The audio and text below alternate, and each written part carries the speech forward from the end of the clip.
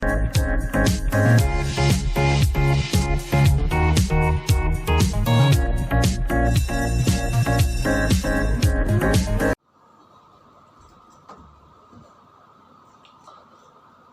Morning everyone વિદ્યાર્થી મિત્રો, કેમ છો બધા? Fine, okay.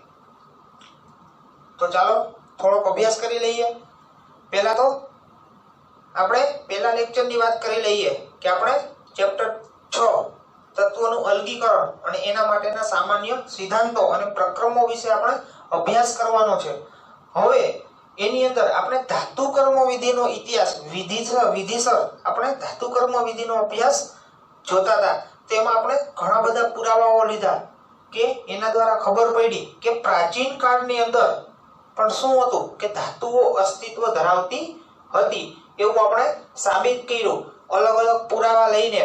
અને એમાંથી પ્રાચીન નમૂનાની 7 ધાતુઓ આપણે જે જોઈ એના પછી આપણે જોયું કે ધાતુ કર્મ વિધિના ઇતિહાસ માટેના મુખ્ય સ્ત્રોત ક્યાં હતા, તો કે પુરાતત્વીય ઉત્ખનન અને બીજું જોયું સાહિત્ય પુરાવા. એની અંદર આપણે પ્રથમ પુરાવો જોયો હતો બલુચિસ્તાનના મહેગઢમાંથી શું મળતું હતું, તો કે કોપરનો મણકો મળતો હતો. એ ઉપરાંત આપણે રાજસ્થાન, એ ઉપરાંત આપણે જોયું કે ગુમરાહ એટલે કે ગુજરાત, મધ્યપ્રદેશ, રાજસ્થાન અને મહારાષ્ટ્ર, ગુમરાહ એવા 8 સ્થાનોમાંથી આપણને કોપરના નમૂનો પ્રાપ્ત થતો હતો. અને ઈ કોપરનો નમૂનો હતો ઈ કેવો હતો, તો કે કાચી ધાતુનો હતો. અને ઈ કાચી ધાતુ કઈ હતી, તો કે ચાલ્કોપાયરાઇડ નામની હતી. અને ઈ ચાલ્કોપાયરાઇડ ઉપરથી આપણે એ પ્રાચીન પુરાવાને વૈજ્ઞાનિક એટલે કે વિજ્ઞાનની ભાષામાં આપણે એને ચાલ્કોથિલિક સંસ્કૃતિનો સમય એવું આપણે નામ આપ્યું હતું. એ ઉપરાંત આપણે આગળ વધ્યા ત્યાં ધાતુ કર્મ વિધિનો ઇતિહાસ આપણે ધીમે ધીમે આગળ વધાર્યો. એમાં છેલ્લે લાસ્ટ ટાઈમ આપણે જોયું હતું કે ગંગાની ખેણ અને વિદર્ભની ટેકરીમાંથી જે તાજેતરના ખોદકામ દરમિયાન આપણને લોખંડ પ્રાપ્ત થતું હતું. શું પ્રાપ્ત થતું હતું, તો કે તાજેતરના ખોદકામ દરમિયાન ગંગાની ખેણ અને વિદર્ભની ટેકરીમાંથી આપણને તાજેતરના ખોદકામ દરમિયાન આપણને લોખંડ ધાતુ પ્રાપ્ત થતી હતી. એફી જે કેટલી જૂની હશે, આશરે 1800 BCE એટલે કે બિફોર કોમન એરા એટલે કે ઈસુ ખ્રિસ્તના સમયગાળા પહેલા આશરે 1800 વર્ષ પહેલા આપણને લોખંડના નમૂનાઓ પ્રાપ્ત થયા હતા. એ ઉપરથી આપણે એવું સાબિત કર્યું હતું કે પ્રાચીન કાળથી ધાતુ કર્મ વિધિ ખૂબ જ ઉપયોગી છે. અને ધાતુ કર્મ વિધિ પ્રાચીન કાળથી શું કરતી આવે છે, તો કે ધાતુઓ આપણને પ્રાપ્ત કરતી આવે છે.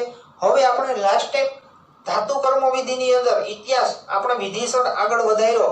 એમાં અલગ અલગ પુરાવાઓ જોયા અને છેલ્લે લોખંડનો પુરાવો જોયો હતો.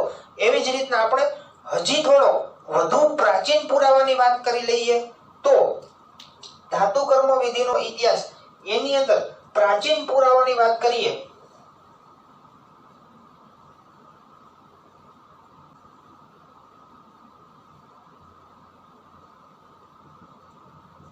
તો કે એની અંદર આપણે વધુ પ્રાચીન પુરાવાની વાત કરીએ તો ઘડતર લોખંડ માટે જે ભારત છે ઈ પ્રથમ સદીમાં ટોચ પર હતું. કેવું હતું, તો કે ઘડતર લોખંડ માટે.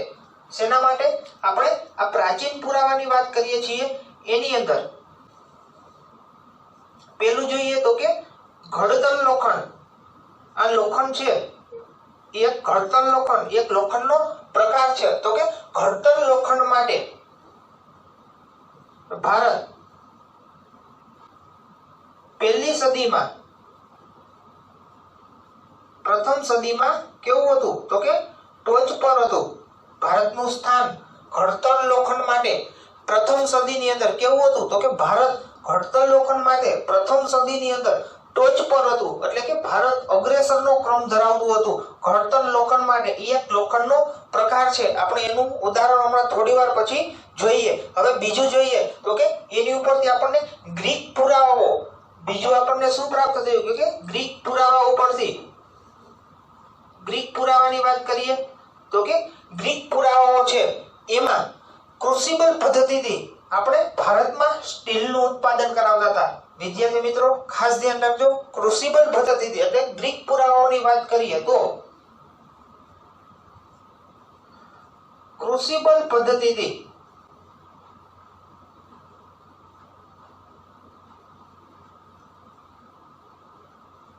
શેના દ્વારા? તો કે ક્રુસિબલ પદ્ધતિથી ભારતમાં શેનું ઉત્પાદન કરાવતા હતા? તો કે ક્રુસિબલ પદ્ધતિથી આપણે ગ્રીક પુરાવામાં તો કે ક્રુસિબલ પદ્ધતિથી ભારતમાં સ્ટીલનું ઉત્પાદન કરાવતા હતા. શેનું? સ્ટીલનું ઉત્પાદન. સ્ટીલનું ઉત્પાદન કરાવતા હતા. તો કે ગ્રીક પુરાવાની વાત કરીએ તો એમાં જોયું તો કે ક્રુસિબલ પદ્ધતિથી ભારતમાં સ્ટીલનું ઉત્પાદન કરાવતા હતા. તો એક પ્રશ્ન એવો થાય કે ક્રુસિબલ પદ્ધતિ એટલે શું? ક્રુસિબલ પદ્ધતિ એટલે શું? તો કે ક્રુસિબલ પદ્ધતિ એટલે તો આપણે આ જોઈ લઈએ તો કે ક્રુસિબલ પદ્ધતિ કોને કહેવામાં આવે? તો કે ક્રુસિબલ પદ્ધતિની અંદર તો કે ચારકોલ હોય, એક કાચ હોય અને લોખંડનું મિશ્રણ હોય. શું આવેલું હોય? લોખંડ હોય, એની અંદર ચારકોલ હોય અને કાચનું મિશ્રણ, એને ક્રુસિબલની અંદર નાખી અને એને ગરમ કરવાનું.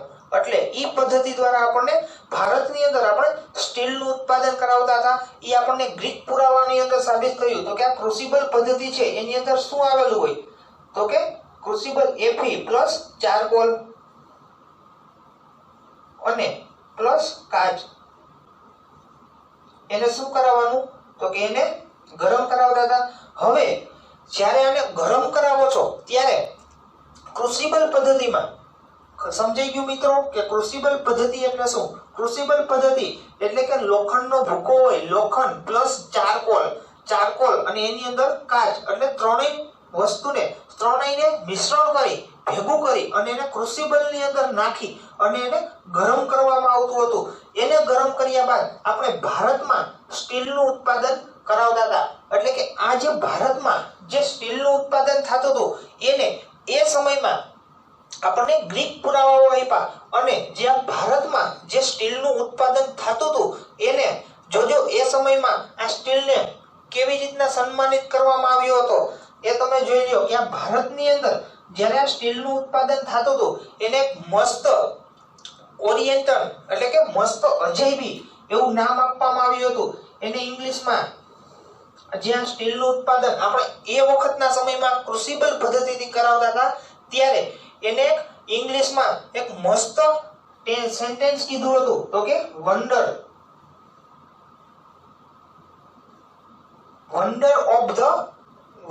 મટીરિયલ ઓફ ધ ઓરિયન્ટ, એટલે કે વન્ડર મટીરિયલ.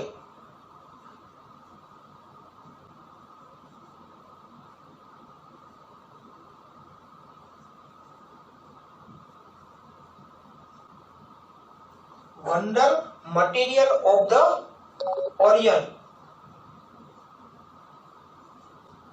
એને શું કહેતા હતા વિદ્યાર્થી મિત્રો?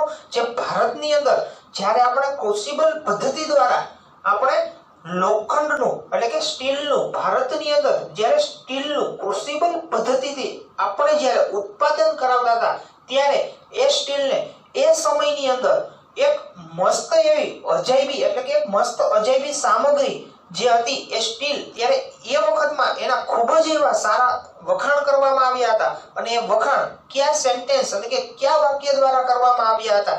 તો કે wonder material of the Orient, એટલે કે એક મસ્ત અજાયબી સામગ્રી. શું કહેવામાં આવે છે? એક મસ્ત અજાયબી સામગ્રી. ઓરિએન્ટલ એટલે કે જે આપણે ભારતમાં સ્ટીલનું ઉત્પાદન કરાવતા હતા એને આ નામથી આ વાક્યથી એને સારું એવું નામ આપવામાં આવ્યું હતું અને એના સારા એવા વખાણ કરવામાં આવ્યા હતા. જે ભારતમાં આપણે ક્રુસિબલ પદ્ધતિથી સ્ટીલનું ઉત્પાદન કરાવતા હતા ત્યારે એને આ રીતના વખાણ કર્યા હતા. તો કે wonder material of the Orient. આ રીતના આપણે ભારતની અંદર જ્યારે સ્ટીલનું ઉત્પાદન કરતા હતા ત્યારે એને આ રીતના વખાણ કરવામાં આવ્યા હતા. હવે આપણે બીજા ગ્રીક પુરાવાની વાત કરીએ તો રોમન ઇતિહાસકાર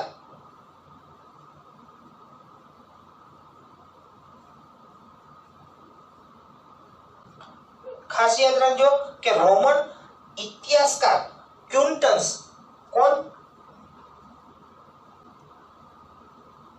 ક્વિન્ટસ કાર્ટિયસ, રોમન ઇતિહાસકાર ક્વિન્ટસ કાર્ટિયસ. હવે આપણે આગળ પુરાવાની વાત કરીએ તો પહેલો પ્રાચીન પુરાવા જોઈ લીધો ઘડતર લોખંડ માટે, એ પણ એક લોખંડનો એક પ્રકાર હતો. એ ઉપરાંત આપણે જોયું ગ્રીક પુરાવામાં ક્રુસિબલ પદ્ધતિથી એટલે કે લોખંડ, ચારકોલ અને કાચના મિશ્રણને ગરમ કરી ક્રુસિબલની અંદર નાખી અને આપણે જે સ્ટીલનું ઉત્પાદન કરાવતા હતા એ વખતમાં આપણે જે સ્ટીલનું ઉત્પાદન કરાવતા હતા એ સ્ટીલના આ રીતના વખાણ કરવામાં આવ્યા હતા કે wonder material of the Orient. એવી રીતના એ વાક્યથી જે સ્ટીલનું આપણે ભારતની અંદર ઉત્પાદન કરતા હતા ત્યારે એના એ વખતમાં આપણે વખાણ કરવામાં આવ્યા હતા. હવે તે પછી જોઈએ તો કે તે પછીના સમય દરમિયાન જોજો વિદ્યાર્થી મિત્રો, આપણે એક પછી એક પ્રાચીન પુરાવા વિધિસર પ્રાચીન પુરાવાઓ લેતા જઈએ છીએ. તો હવે આવે છે રોમન ઇતિહાસકાર એટલે કે ક્વિન્ટસ કાર્ટિયસ એટલે કે રોમન ઇતિહાસકાર ક્વિન્ટસ કાર્ટિયસ. એને શું કર્યું હતું તો કે એને 326 બીસી એટલે કે એને 326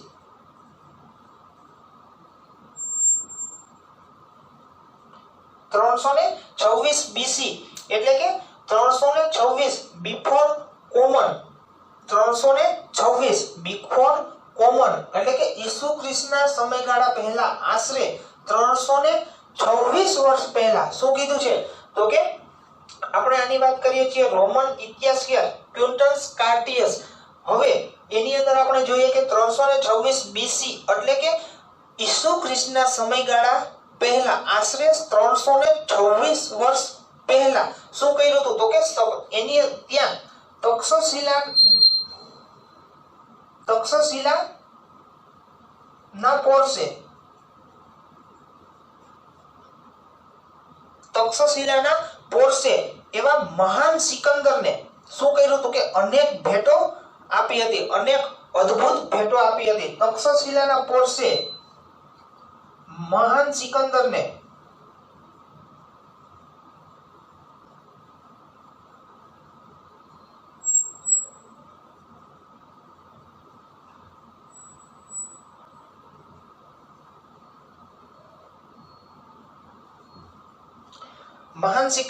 ત્યાંનો જે મહાન સિકંદર હતો ત્યાંના તક્ષશિલાના પોરસે શું કર્યું હતું કે મહાન સિકંદરને અનેક અદ્ભુત ભેટો આપી હતી. એમાંની એક ભેટ આપણે જોઈએ તો કે 2.5 ટન રૂસ્ટ સ્ટીલ. એમાંની એક ભેટ આપણે જોઈએ તો કે 2.5 ટન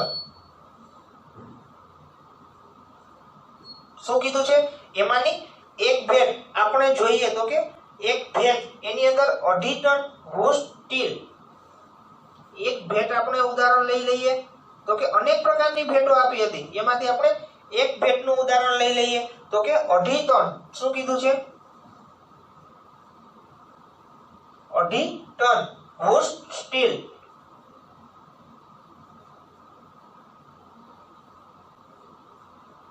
આપણે આની વાત કરી લઈએ તો કે 2.5 ટન વુડ સ્ટીલ. અનેક પ્રકારની ભેટો આપી હતી કોને તો કે તક્ષશિલાના પોરસે. ત્યાંના એક મહાન સિકંદર છે એને અનેક પ્રકારની અદ્ભુત ભેટો આપી હતી. એમાંની એક ભેટની આપણે વાત કરીએ તો એને શું આપી દીધું તો કે 2.5 ટન રૂસ્ટ સ્ટીલ. ત્યાંના મહાન સિકંદરને એને દાનમાં આપ્યું હતું. એને એવી અનેક પ્રકારની એવી ભેટો આપી હતી. એમાંથી આપણે એક ભેટની વાત કરીએ તો કે એક ભેટ 2.5 ટન રૂસ્ટ સ્ટીલ. હવે રૂસ્ટ સ્ટીલની વાત કરીએ તો સાઉથ ઇન્ડિયન ની અંદર જે આ રૂસ્ટ સ્ટીલ છે એને સાઉથ ઇન્ડિયન ની અંદર ઉક્કુ શબ્દથી બોલાવવામાં આવે, ઉક્કુ નામથી ઓળખવામાં આવે છે. જે આ રૂસ્ટ સ્ટીલ છે એને સાઉથ ઇન્ડિયન ની અંદર ઉક્કુ નામના શબ્દથી એને બોલાવવામાં આવે છે. અને એ ઉક્કુ નામનો શબ્દ છે એ ખાસ કરી અને ક્યાં તો કે કર્ણાટક અને આંધ્રપ્રદેશ ની અંદર જ્યાં સ્ટીલ નું ઉત્પાદન થાય છે, જ્યાં સ્ટીલ માટે તો કે આ ઉક્કુ નામનો શબ્દ છે એ કર્ણાટક અને આંધ્રપ્રદેશ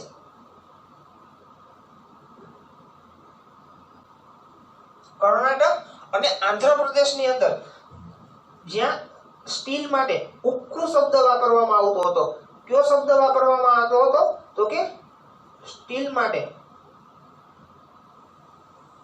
સ્ટીલ માટે ઉક્કુ શબ્દ આપણે જોયું કે 300 બીસી એટલે કે તક્ષશિલા નામના પોરસે એને મહાન સિકંદરને અનેક પ્રકારની અદ્ભુત ભેટો આપી હતી. ઈ ભેટોની અંદર એને એક ભેટનું આપણને પુરાવો આપ્યો કે 2.5 ટન વોશ સ્ટીલ ની ભેટ આપી હતી. તો આ વોશ સ્ટીલ છે એને એક બીજા શબ્દમાં તો કે કર્ણાટક અને આંધ્રપ્રદેશની અંદર ઉક્કુ શબ્દ ઉપરથી ઓળખવામાં આવે છે. જ્યાં જે સ્ટીલ માટે શું વાપરવામાં આવે છે તો કે ઉક્કુ નામનો શબ્દ વાપરવામાં આવે છે. અને ઈ ઉક્કુ નામનો શબ્દ ક્યાં વાપરવામાં આવે છે તો કે કર્ણાટક અને આંધ્રપ્રદેશની અંદર સ્ટીલ માટે.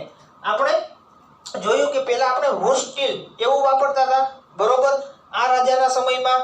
હવે વોશ સ્ટીલ, હવે કર્ણાટક અને આંધ્રપ્રદેશની અંદર જે સ્ટીલ માટે જાણીતો શબ્દ હોય તો શું છે તો કે ઉક્કુ તરીકે ત્યાં ઓળખવામાં આવે છે. હવે આ વોશ સ્ટીલની નિકાસની વાત કરીએ તો કે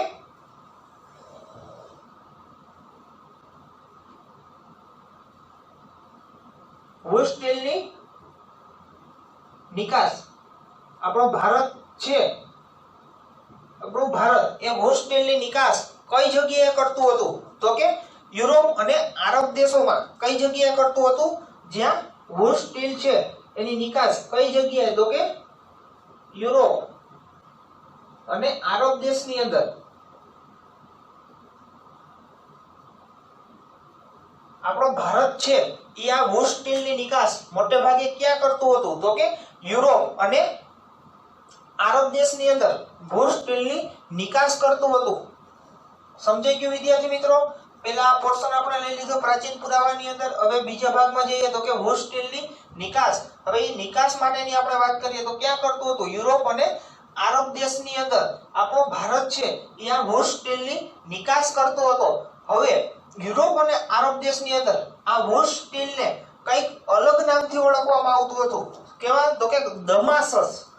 આને દમાસસ એટલે કે આ વોશ સ્ટીલ છે એને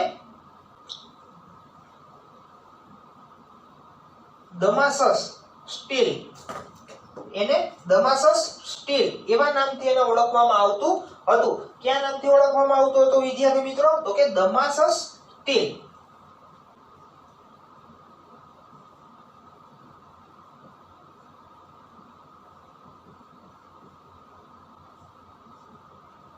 વોશ સ્ટીલની નિકાસ યુરોપ અને આરબ દેશોમાં આપણે ભારત જ્યારે એની નિકાસ કરતું હતું ત્યારે યુરોપ અને આરબ દેશની અંદર એને કયા નામથી ઓળખવામાં આવતું હતું તો કે યુરોપ અને આરબ દેશની અંદર એને દમાસસ સ્ટીલ એવું નામ આપવામાં આવ્યું હતું. હવે એ ઉપરાંત ઘડતર લોખંડ માટેનો એક આપણે પુરાવો લઈ લઈએ તો કે દિલ્હીનો લોહ સ્તંભ. શેનો તો કે ઘડતર લોખંડ માટેનો એક આપણે હજુ વધુ એક પુરાવો લઈ લઈએ તો કે ઘડતર લોખંડ માટે પુરાવો લઈ લઈએ તો કે એની અંદર આપણે જોઈએ તો કે દિલ્હીનો લોહ સ્તંભ. શેનો તો કે દિલ્હીમાં આવેલો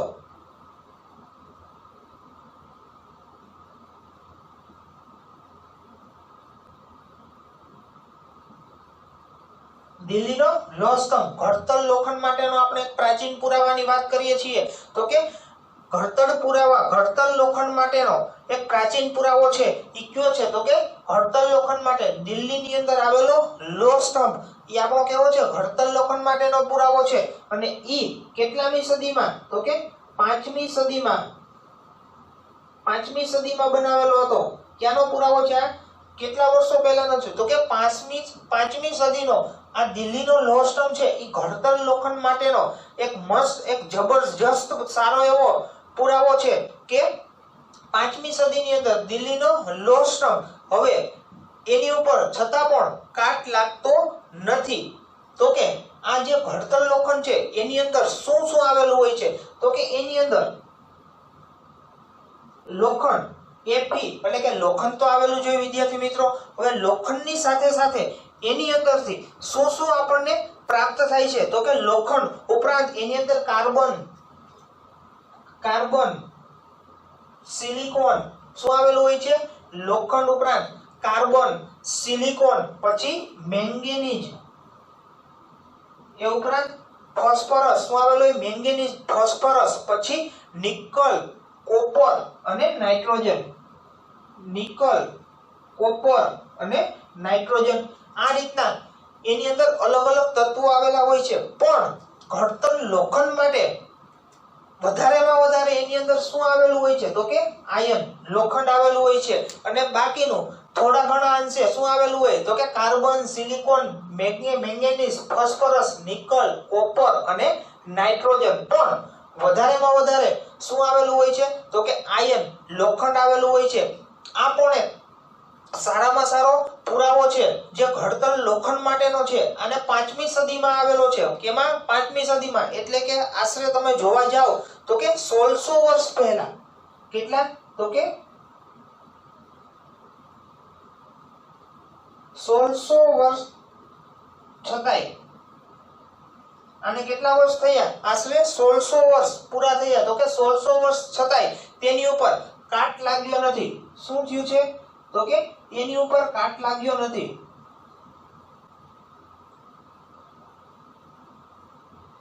સોળસો વર્ષ છતાંય તેની ઉપર કાટ લાગ્યો નથી. એટલે ઘડતર લોખંડ માટેનો બેસ્ટ એક જબરજસ્ત સારામાં સારો પુરાવો છે કે એને 1600 વર્ષ થયા છતાં પણ દિલ્હીનો જે લોહ સ્તંભ છે એને કાટ લાગ્યો નથી. એવું જ ઘડતર લોખંડ માટે એક સારામાં સારું ઉદાહરણ છે કે જગન્નાથપુરી, જે ઓરિસ્સાની અંદર આવેલું છે. જગન્નાથપુરી ઓરિસ્સાની અંદર આવેલું છે. તમે નામ સાંભળ્યું છે. ત્યાંથી રથયાત્રા નીકળે છે. જગન્નાથપુરીમાંથી રથયાત્રા નીકળે છે, અને એ સારું એવું એક ફેમસ ટેમ્પલ છે. ત્યાં પણ એક લોખંડની પાટ આવેલી છે, અને ઈ પાટ 9મી સદીની પાટ છે. કેટલામી સદીની? તો કે જગન્નાથપુરી ઓરિસ્સાની અંદર જે લોખંડની પાટ આવેલી છે ઈ પાટ 9મી સદીની છે, પણ તેની ઉપર પણ હજી સુધી કાટ લાગ્યો નથી. એ પણ ઘડતર લોખંડ માટે દિલ્હીના લોહ સ્તંભ સિવાયનો સારામાં સારું ઉદાહરણ છે. હવે પછી થોડાક આગળ વધીએ અને ઉત્તર પૂર્વ ભારત બાજુ જઈએ. કઈ બાજુ જઈએ? તો કે ઉત્તર પૂર્વ ભારત બાજુ.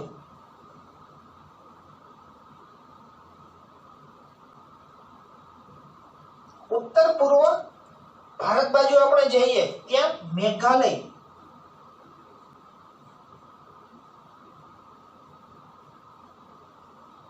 ઉત્તર પૂર્વ ભારતની અંદર મેઘાલય અને ખાસી ટેકરીઓ શું આવેલું છે? મેઘાલય અને ખાસી ટેકરીઓ. મેઘાલયની અંદર તો કે મેઘાલય અને ખાસી ટેકરીઓ, ત્યાં પણ લોખંડના પ્રગલન માટે શું છે? તો કે લોખંડના પ્રગલન માટેનો રસ્તો છે. લોખંડના પ્રગલન માટેનો રસ્તો છે. ક્યાં છે? તો કે ઉત્તર પૂર્વ ભારતની અંદર જ્યાં મેઘાલય આવેલું છે, અને મેઘાલયની અંદર જે ખાસી એવી ટેકરીઓ આવેલી છે એ ક્યાં છે? તો કે લોખંડના પ્રગલન માટેના સ્થળો છે. ઉત્તર પૂર્વ ભારતની અંદર આપણને વધારે પ્રમાણમાં લોખંડ ક્યાંથી મળી આવે છે? તો કે મેઘાલય અને ખાસી ટેકરીઓ. મેઘાલયની અંદર જે ખાસી ટેકરીઓ આવેલી છે એ શું છે? તો કે લોખંડ પ્રગલનના સ્થળો. લોખંડ પ્રગલનના સ્થળો એટલે કે લોખંડ. એ ઉપરાંત આપણને ઉત્તર પૂર્વ ભારતની અંદર તો કે મેઘાલય અને ખાસી ટેકરીઓ એટલે કે મેઘાલયમાં આવેલી ખાસી ટેકરીઓમાંથી આપણને લોખંડ પ્રગલનના સ્થળો આપણને ત્યાંથી મળી આવે છે. એ ઉપરાંત હવે થોડાક રાજસ્થાન બાજુ જઈએ તો કે રાજસ્થાનમાં આપણને ક્યાંથી મળી આવે? તો રાજસ્થાનની વાત કરી લઈએ. શેની વાત કરવાની છે આપણે? રાજસ્થાનની વાત કરવાની છે. તો કે રાજસ્થાનની અંદર જેમ જાવરની ખાણો આવેલી છે. શેની ખાણો આવેલી છે વિદ્યાર્થી મિત્રો? રાજસ્થાનની અંદર જે જાવર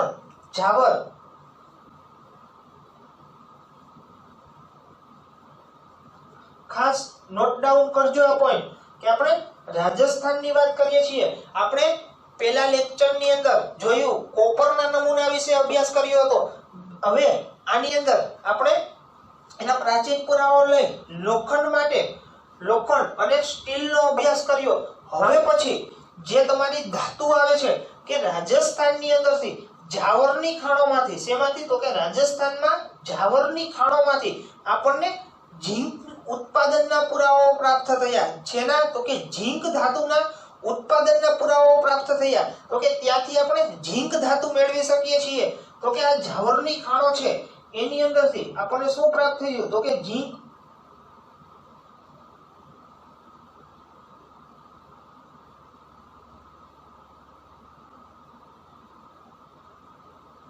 આપણને ત્યાંથી શું પ્રાપ્ત થયું તો કે ઝીંકના ઉત્પાદનના પુરાવાઓ ક્યાંથી પ્રાપ્ત થયા તો કે ઝાવરની ખાણોમાંથી રાજસ્થાનમાં ઝાવરની ખાણોમાંથી ઝીંકના ઉત્પાદનના પુરાવા પ્રાપ્ત થયા ખાસ નોટ ડાઉન કરી લેજો વિદ્યાર્થી મિત્રો આ પોઈન્ટ કે રાજસ્થાન છે રાજસ્થાનમાં આ ઝાવરની ખાણોમાંથી આપણને શું પ્રાપ્ત થયું તો કે ઝીંકના આપણે અત્યાર સુધી કોપર અને લોખંડ અને સ્ટીલની વાત કરી પણ આ રાજસ્થાનની અંદર શું આવે તો કે ઝીંક નું ઉત્પાદન એના આપણને પુરાવાઓ પ્રાપ્ત થયા કે ઝાવરની ખાણોમાંથી આપણને ઝીંક પ્રાપ્ત થાય છે એ ઉપરાંત ભારત પાસે શું હતું એ ઉપરાંત ભારત પાસે તો કે મર્ક્યુરી Hg એટલે કે મર્ક્યુરી વિશે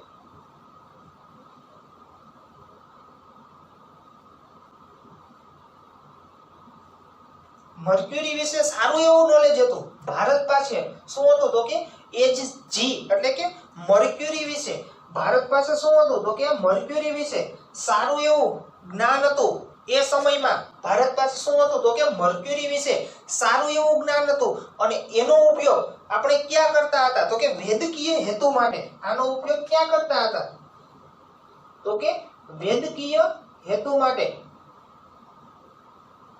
એટલે કે ઔષધિઓ માટે અથવા તો વૈદ્યકીય હેતુ માટે Hg એના વિશે ભારત પાસે એ સમયમાં પ્રાચીન સમયમાં ભારત પાસે શું હતું તો કે Hg એટલે કે મર્ક્યુરી વિશે સારું એવું જ્ઞાન હતું અને એનો ઉપયોગ આપણે વૈદ્યકીય હેતુ માટે એટલે કે ઔષધિઓ માટે ખૂબ જ સારા એવા પ્રમાણમાં કરતા હતા એટલે આ બધા જે આપણે પ્રાચીન પુરાવાઓ જોયા પહેલા લેક્ચરની અંદર પણ ઘણા બધા આપણે પુરાવાઓ વિધિસર ધાતુ કર્મ વિધિનો ઇતિહાસ કર્યો એવી જ રીતના આજે આપણે પ્રાચીન પુરાવામાં ઘડતર લોખંડ જોયું એ ઉપરાંત આપણે સ્ટીલ ક્રુસિબલ પદ્ધતિથી ભારતમાં સ્ટીલનું ઉત્પાદન તો ખાસ યાદ રાખજો ક્રુસિબલ પદ્ધતિની અંદર શું આવે તો કે લોખંડ ચારકોલ અને કાચનું મિશ્રણ આવેલું હોય એને ગરમ કરવાનું ક્રુસિબલની અંદર નાખી અને આપણે ભારત સ્ટીલનું ઉત્પાદન કરતો હતો અને એ સ્ટીલને એ સમયની અંદર શું કરવામાં આવ્યું હતું તો કે wonder material of the Orient એવી રીતના એના વખાણ કરવામાં આવ્યા હતા ક્યાં વાક્યથી એના વખાણ કરવામાં આવ્યા હતા તો કે wonder material of the Orient એ સમયમાં તો કે એવા ગ્રીક પુરાવાઓ આપણને સ્ટીલ માટે પ્રાપ્ત થયા એ ઉપરાંત રોમન ઇતિહાસકાર ક્યુટન્સ કાર્ટિયજે શું કીધું હતું તો કે 326 BC એટલે કે ઈસુ ખ્રિસ્તના સમયગાળા પહેલા આશરે 326 વર્ષ એટલે કે તક્ષશિલાના પોરસે ત્યારે ત્યાંના એક મહાન સિકંદર હતા એમને અનેક પ્રકારની અદ્ભુત ભેટો આપેલી હતી હવે ઈ ભેટોની અંદર એને એક ભેટનો ઉલ્લેખ કર્યો કઈ તો કે 2.5 ટન વુડ સ્ટીલ શેનો ઉલ્લેખ કર્યો તો કે 2.5 ટન વુડ સ્ટીલ હવે આ સ્ટીલને જ્યારે સાઉથ ઇન્ડિયન બાજુ જઈએ તો એને ઉક્કુ નામના શબ્દથી ઓળખવામાં આવે છે જ્યારે આને કયા નામથી ઓળખવામાં આવે છે તો કે ઉક્કુ નામના શબ્દથી ક્યાં તો કે સાઉથ ઇન્ડિયન બાજુ એમાં પણ તમને આપેલું કર્ણાટક અને આંધ્રપ્રદેશની અંદર જાઓ તો જ્યાં વુડ સ્ટીલ છે જ્યાં સ્ટીલનો પ્રકાર છે એને સ્ટીલ માટે કયા નામથી ઓળખવામાં આવે છે તો કે ઉક્કુ શબ્દથી ઓળખવામાં આવે છે એ ઉપરાંત આપણે જે વુડ સ્ટીલની નિકાસ કરીએ છીએ ક્યાં કરીએ છીએ તો કે યુરોપ અને આરબ દેશોમાં આપણે જે આ સ્ટીલની નિકાસ કરીએ છીએ ત્યાં એ લોકોએ એક નવું જેવું નામ આપ્યું તો કે દમાસસ સ્ટીલ કેવું નામ આપ્યું દમાસસ સ્ટીલ ક્યાં લોકોએ તો કે યુરોપ અને આરબ દેશોએ આપણા જે વુડ સ્ટીલની નિકાસ કરીએ તો કે વુડ સ્ટીલને કેવું નામ આપ્યું દમાસસ સ્ટીલ એવું એ બંને દેશોએ નામ આપ્યું એ ઉપરાંત ઘડતર લોખંડ માટેનો આપણે પુરાવો જોયો તો કે દિલ્હીનો લોહ સ્તંભ ક્યારે આવેલો તો કે 5મી સદીમાં દિલ્હીનો લોહ સ્તંભ આવેલો એની અંદર લોખંડ આવેલું હોય અને એની સાથે સાથે ઘણી બધી ધાતુઓ આવેલી હોય પણ વધારે પ્રમાણમાં શું આવેલું હોય આયર્ન Fe આવેલું હોય એ 1600 વર્ષ થયા છતાં પણ એની ઉપર કાટ લાગ્યો નથી એ ઘડતર લોખંડ માટેનો બેસ્ટ અને જબરજસ્ત એક સારું એવું ઉદાહરણ છે એ ઉપરાંત આપણે એક મસ્ત ઉદાહરણની મેં તમને વાત કરી હતી કે જગન્નાથપુરી જે ઓરિસ્સાની અંદર આવેલું છે એક સારું એવું ફેમસ ટેમ્પલ છે. હવે ત્યાં પણ એક લોખંડની પાટ આવેલી છે અને ઈ લોખંડની પાટ 9મી સદીની છે. કેટલામી સદીની છે વિદ્યાર્થી મિત્રો? જગન્નાથપુરીની અંદર જે રથયાત્રા નીકળે છે અને સારું એવું એક ફેમસ ટેમ્પલ છે એમાં લોખંડની પાટ આવેલી છે. ઈ લોખંડની પાટ 9મી સદીની છે. કેટલામી સદીની છે?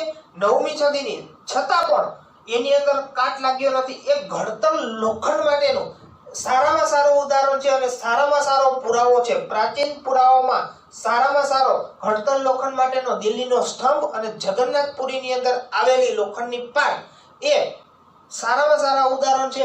એ ઉપરાંત ઉત્તર ભારતની અંદર જોયું તો કે લોખંડ પ્રગલનના સ્તરો, લોખંડ ક્યાંથી આપણને પ્રાપ્ત થાય છે? તો કે મેઘાલયમાં આવેલી ખાસી ટેકરીઓમાંથી આપણે લોખંડના સ્થળો આપણને મળી આવે છે. એ ઉપરાંત રાજસ્થાનની અંદર ગયા તો રાજસ્થાનની અંદર જાવરની ખાણો આવેલી છે, પણ ઈ જાવરની ખાણોમાંથી આપણે ઝીંકના ઉત્પાદન વિશે આપણે માહિતી મેળવી શકીએ. તો કે જાવરની ખાણોમાંથી શેના આપણને પુરાવા મળે છે? તો કે ઝીંક ધાતુના પુરાવા મળે છે. એમસીક્યુ માટે ખાસ યાદ રાખજો વિદ્યાર્થી મિત્રો કે રાજસ્થાનની જાવરની ખાણોમાંથી શેના આપણને પુરાવા મળે છે? તો કે ઝીંકના ઉત્પાદનના પુરાવા મળે છે. અને તે પછી ભારત પાસે એ સમયમાં એચજી એટલે કે મર્ક્યુરી વિશે સારામાં સારું નોલેજ હતું. એટલે ભારત શું કરતું હતું? તો કે વૈદ્યકીય હેતુ માટે એનો ઉપયોગ કરતું હતું. એટલે કે ઔષધીય બાબતમાં એટલે કે વૈદ્યકીય હેતુ માટે ભારત એનો ઉપયોગ કરતું હતું. એટલે કે આ બધા જે આપણે પ્રાચીન પુરાવાની વાત કરી એના ઉપરથી આપણને ખબર પડે કે ધાતુ કર્મ વિધિનો ઇતિહાસ ઘણા બધા વર્ષો પહેલા પણ અસ્તિત્વ ધરાવતો હતો. કારણ કે જ્યારે પણ ધાતુઓ હતી ત્યારે પણ ધાતુઓને અલગ કરવા માટે ધાતુ કર્મ વિધિનો ઇતિહાસ છે એ ત્યારે પણ સારું એવું અસ્તિત્વ ધરાવતો હતો.